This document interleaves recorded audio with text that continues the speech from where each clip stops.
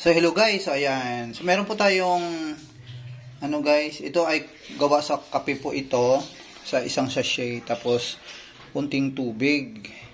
So ito ay gagamitin natin dun sa pusa na yung may mga kati-kati guys. Kahit may sugat pwede po ito guys. Kape at saka kunting tubig lang. So ayan, papakita ko sa inyo yung sugat ni Baggerger.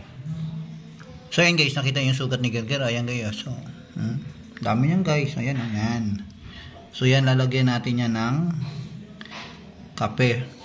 Minsan mayroon din tayong napapansin dito sa tenga nila. Yan, nagagalit na yan. Ayan. So ayan o guys. So, effective po yan. Kahit ano lang, medyo matapang lang, kailangan talaga isang sachet talaga. So yan, so i-apply na natin. Yan guys, si Gerger nakikiramdam na yan kasi may, alam mo naman, pag may balak ka, si Gerger, magaling niya makapansin. So yan.